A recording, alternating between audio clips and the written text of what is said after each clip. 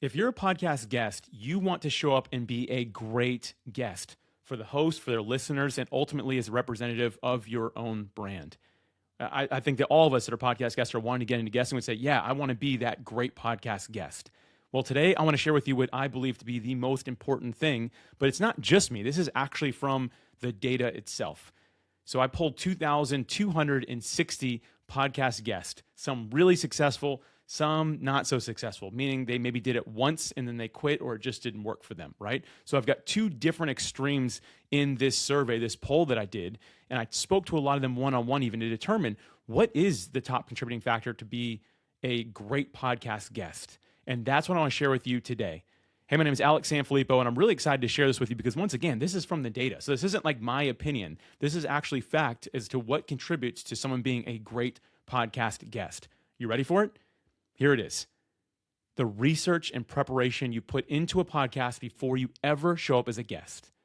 Research and preparation is the number one contributing factor to becoming a successful podcast guest.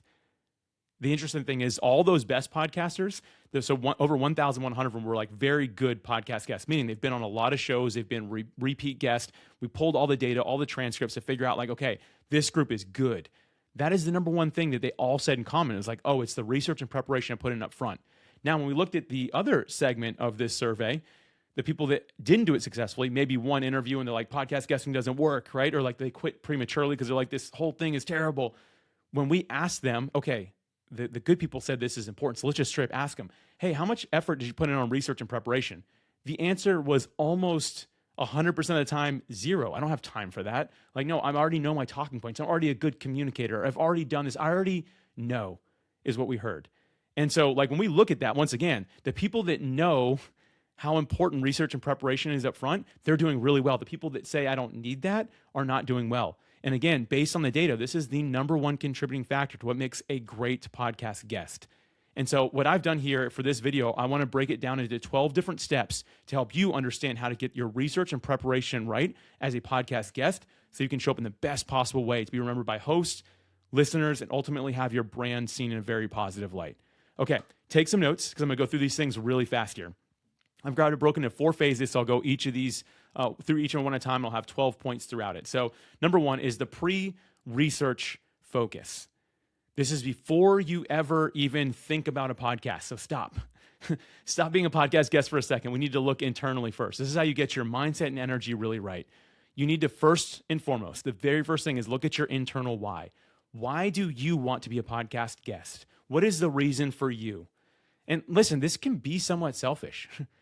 It doesn't have to be, but it can be. If you're like, I just want to get my name out there. I want it to drive business for my company. I want to become a better communicator, and I've heard podcast guesting is a great way to do it. I want to be seen and heard, right? Like, I'm going to talk. Fine, that's good, but come up with that. Write it down. Use pen and paper, by the way. Really write that down because it does something. It solidifies it inside of us. Now, as soon as you're done with that, we go into step 2, which is your external why. Your external why, purpose, motivation for doing this. What's in it for somebody who's going to hear you? This is more important than your internal why. I do believe we need both, right? We've got our reason for doing things, but also who's it going to be for? And if you're like, well, no, it's really just for me. I just want to be on 30 shows so I can get popular.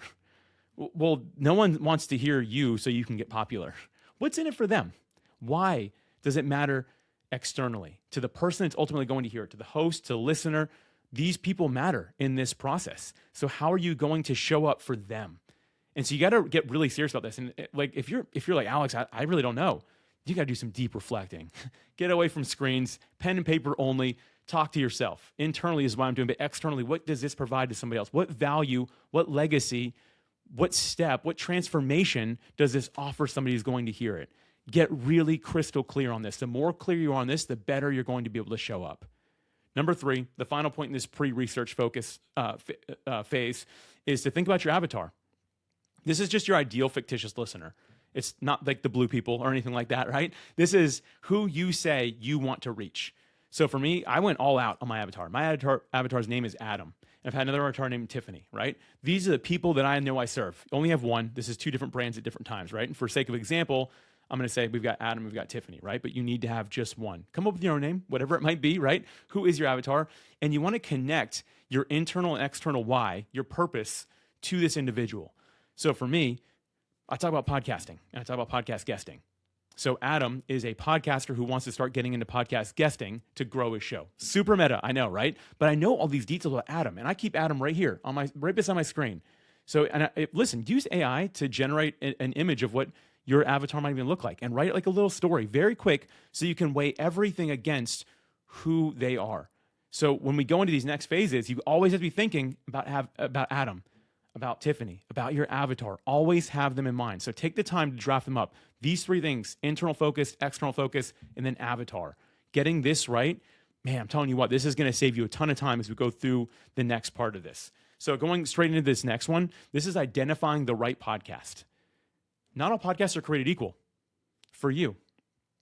Here's the most common misconception I see in podcasting. It's like, Alex, I'm ready to be a podcast guest. Or Alex, I've been on 30 shows. And everyone says, and now I'm ready for the top 2,000 shows. I want to reach the millions. I got get me on Joe Rogan. Get me on Diary of a CEO. Get me on Call Her Daddy, right? Like, these are the things I hear people say almost every day. And I'm like, dude, no. It's probably not the right fit. I'm just going to go ahead and say it now. And the thing is, most of the opportunity is not in the top 2,000 shows, which are big networks and celebrity run. You're going to get a lot more traction doing shows that are more focused on who you actually serve.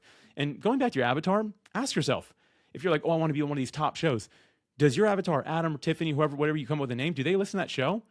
I'm willing to bet the answer is no.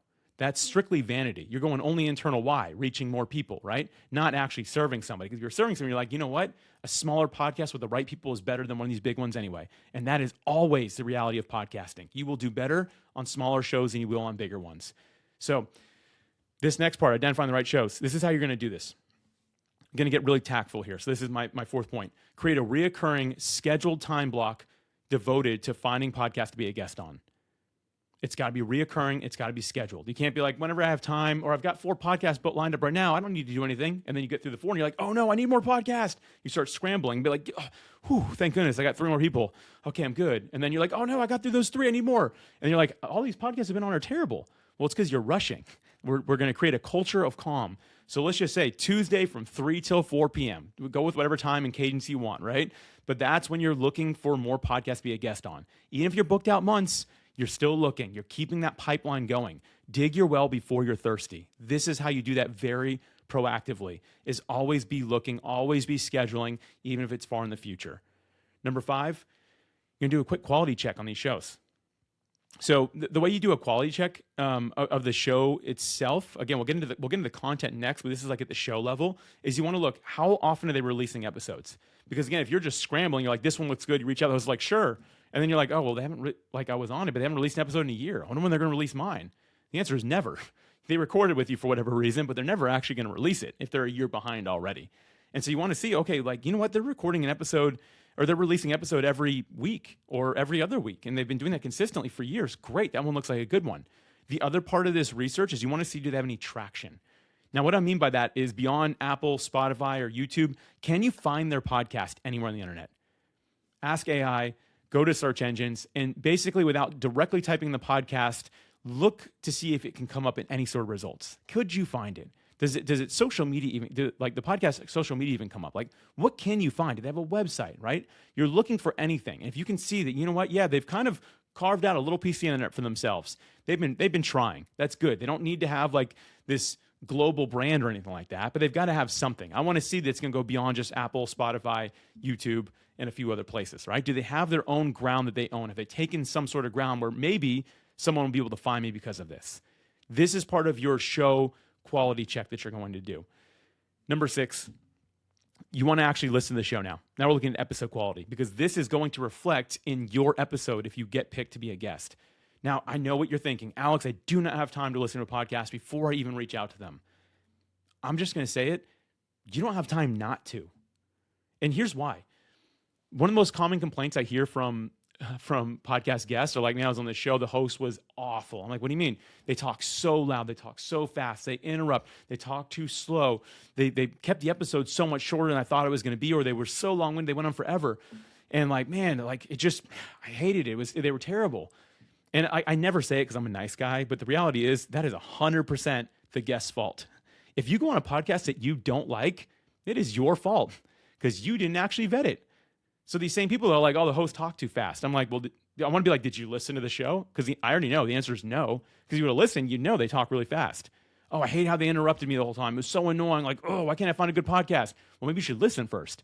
And by the way, their listeners like that they interrupt their guest or they wouldn't listen to that show. So if you would have just listened, you would have known. Now, how long should you listen? I'm not telling you to listen to whole episodes, but you should be listening for at least a couple minutes of multiple episodes. I'd say 3 at least, and just kind of skim through and see, okay, what's the vibe here? What am I looking for? And if you're like, you know what? Me and this host would get along. She's cool. She seems brilliant, right? Or I really like how this guy always does this. I'm in, right? That's all you're looking for at this point. Now, before we get into the next phase, there's something that happens between what we just did, these first 6 steps, and the next 6 steps. And right in the middle here is where you would actually pitch to be a guest on a podcast. I'm not going to get into pitching today, but below in the description, I will have a link to like how I pitch. And I've been a guest on over 700 shows.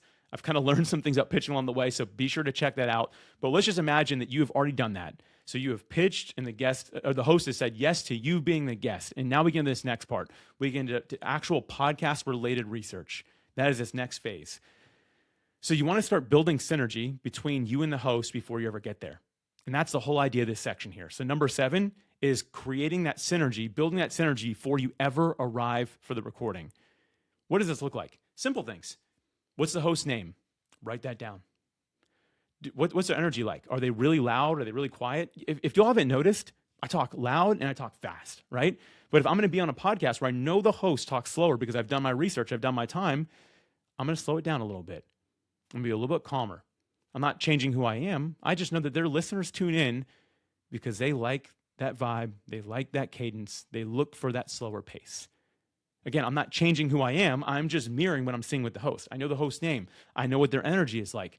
What do they talk about? Are they going to interrupt me? Should I be ready for that, right?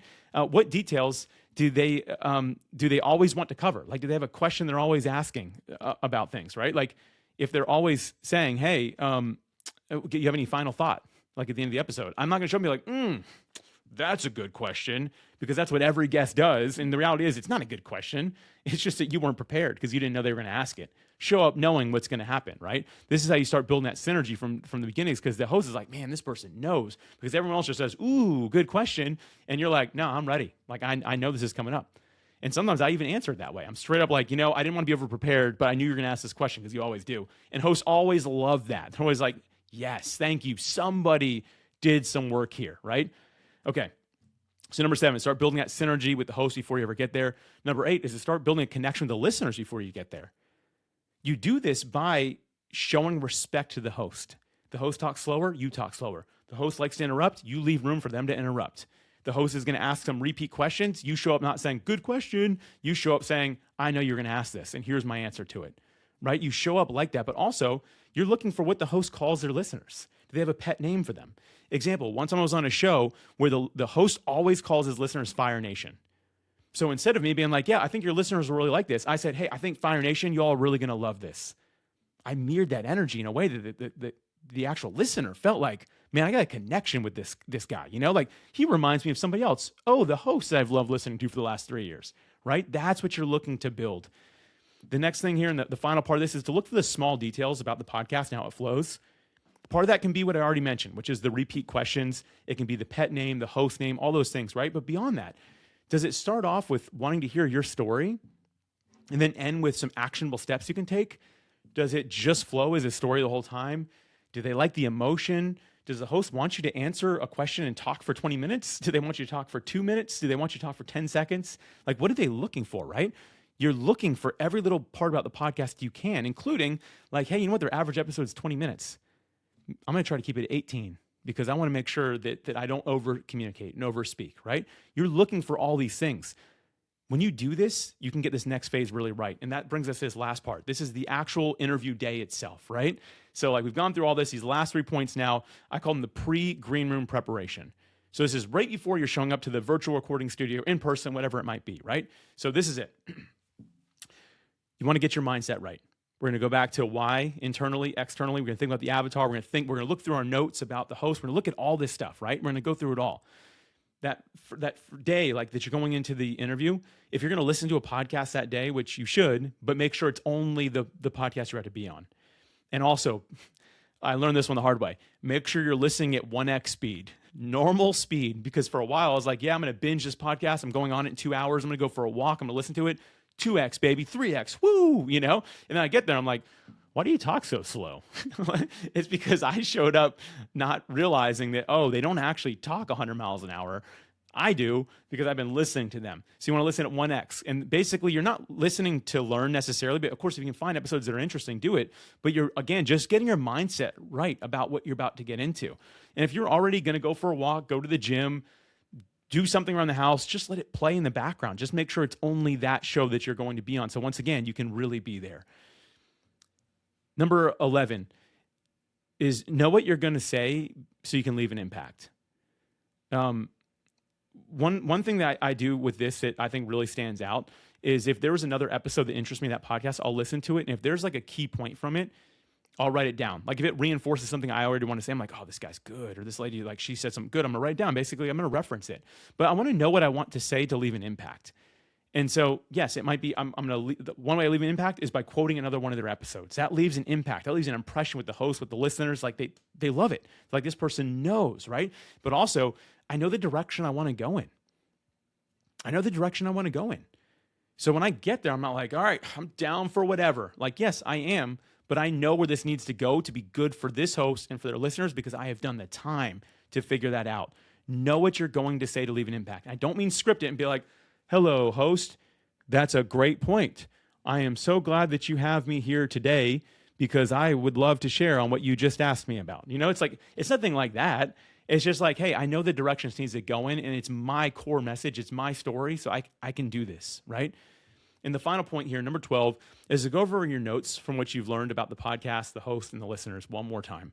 So like as you're getting there, you can look over it. You've got it all handy. You know your takeaways. This kind of ties it all together, right? You can basically look over that one last time, basically be like, okay, I'm ready. And this kind of brings you to this center, this space of calm, because you're like, all right, I'm not coming in blind. Like I'm prepared. I'm ready. And the thing is, like everything I shared here, this doesn't take a whole lot of time. Like if you get all this right, it can take, I'd say 30 to 45 minutes for each episode you're going to be on, including listening to the podcast. Of course, not running it in the background, but the rest of this, it doesn't take a lot of time. And so like that last minute when you're going over the notes, the reason I like to say this last part is so that you're not like 2 minutes away and you're like, let me just check my email real quick. Hold on, a couple more emails. I got 2 minutes. All right, 2 minutes. Let me check with this. Oh man, I got to do this. No. You're like, I've got my water. I've got this. I've got my notes. Everything's closed out. I'm ready. Let me look over these notes. Instead of like all the other mayhem of like, okay, oh, hold on. I'll be right with you, host. Okay, I'm done. All right, what's up? Are we ready to get started? No, you're already there. You're already centered. You're already ready. And that is what makes a great podcast guest. Here's the thing. My final thought here.